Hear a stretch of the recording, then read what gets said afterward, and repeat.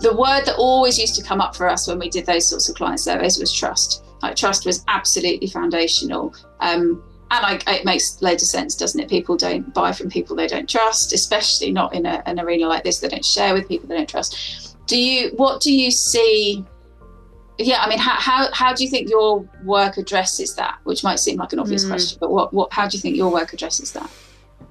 Well, I mentioned that I translate the skills and practices of psychotherapy into the world of financial planning. So filtered through thinking about the boundary of the role of a financial planner.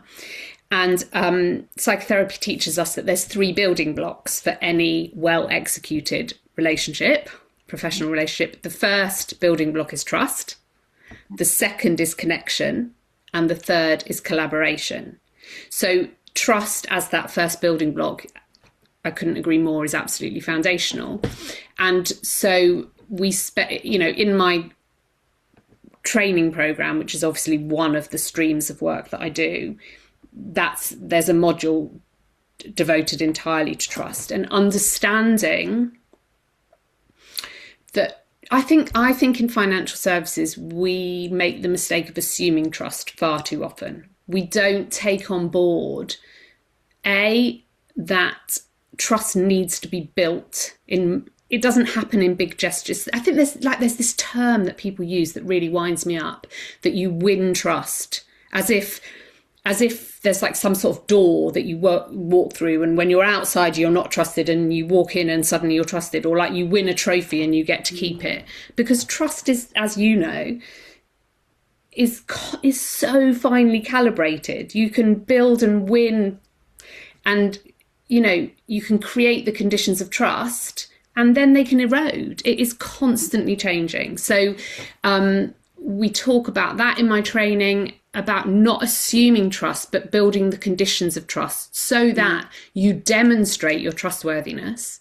And then it's in the gift of the client whether to give it to you or not. And you can't ask for that. That has to be left for them to make the decision, and they can change their mind. So I think that what happens is planners assume that there's trust for good reason, because they've been referred, or because they've got brilliant relationships with their clients. So why wouldn't somebody trust them? Not understanding that there is so much more nuance than that. And then I'm not going to bore you for ages, but there's 4 kind of behaviours that I talk about that need to be demonstrated to create the conditions of trust. And those are benevolence, integrity, transparency. And when I talk about transparency, I'm really talking about a kind of radical transparency to planners. This is not about putting your fees on your website. This is, and competence, of course. So that's how we approach trust. How about you? Yeah, that's really interesting. So the two are there again. It's very similar concepts. So not my concept at all, but I use again Brené Brown's marble jar around trust and that idea. And but the thing that I kind of overlay that with is Charles Feltman's stuff from the Thin Book of Trust. But again, the 4 elements of trust there are care. Oh, well, it's very similar: care, reliability, sincerity, competence. So I think they probably would map to the 4 that you mentioned. But I think what I see very often is that the competence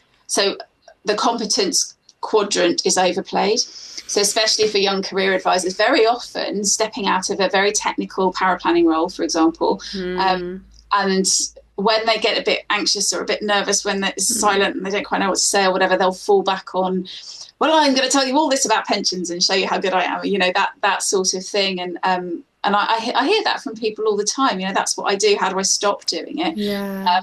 And I think sometimes we overplay one of those aspects of trust at the expense of another.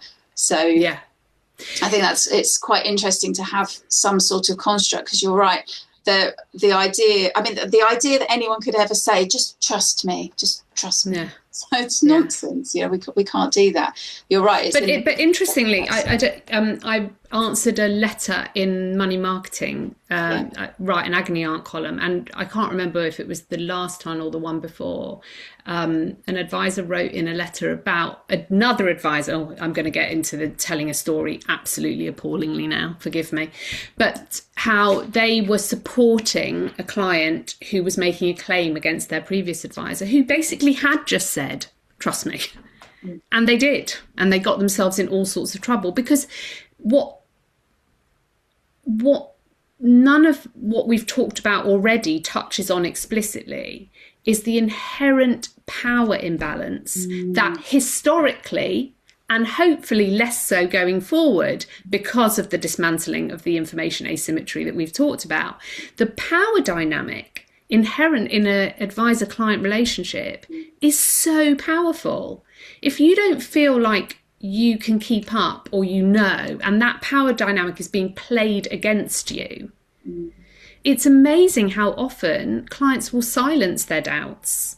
They won't necessarily trust, but they'll actually, I was about to use a psychotherapeutic term. I was going to say retroflect, which is a psychotherapeutic term which isn't helpful, but basically turning in that doubt to themselves. So instead of the doubt belonging and the mistrust belonging in that direction, I mistrust you, Mr. or Mrs. Advisor, because they feel like they've lost their power in that situation. They have to defer to this person's knowledge because they don't have it. They turn that doubt back in on themselves. And that's really, really common. So that's why it's so important to be explicit and to say, I'm not going to assume that you trust me. I realise that this is something we need to build together.